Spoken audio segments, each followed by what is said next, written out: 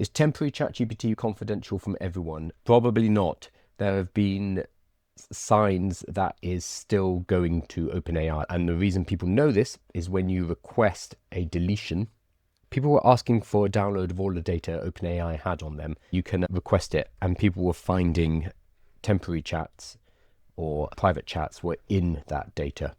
So I think it's still going to the server. We know it's still going to the server because it has to go to the server in order to process our request. Whether or not OpenAI are honoring the deletion of that information later is, it depends how much you trust OpenAI. So I'd say if you have something truly secure, truly confidential, running a local model is the best way to do it, because then you are not connected to the internet. And that's becoming increasingly viable because we have some really good open models. Kimi K2 thinking came out earlier this week. It's too much to run on just a standard PC at home unless you have a whole load of GPUs, but it's going to cost you a lot of money. But you can rent a server and run it on there relatively cost effectively. You then have to trust the company you're renting the server from, but at some point there needs to be some trust. Kimi K2 thoughts, fantastic, a really good model.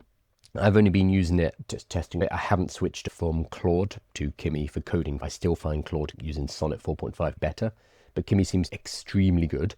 What this means for for-profit companies like OpenAI, now for-profit, when China can release open source models that are state-of-the-art, or even if they're not as good, something that is competitive with these closed source models coming from the West. I think that is the most interesting element here, because it raises questions about things like OpenAI trying to go for a $1 trillion IPO.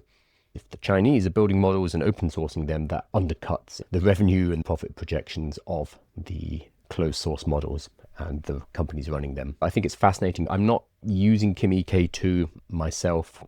It hasn't replaced other models, but I can see the appeal of it and how powerful it is. And if you're running a local model, if you want to fine tune it, it's a no-brainer. But it's becoming more and more difficult to run local models just because they're getting bigger, and it requires you to have more and more processing power. PewDiePie did a video on this recently. He spent $20,000 building a rig and running local models. Even with a $20,000 rig, I think he has 10 GPUs in it, he was hitting the limits of what he could do. Increasingly, this is going to be a problem, and we're going to have to rent server space if we want to run our own model. It won't be local to us, but on a VPS, for example.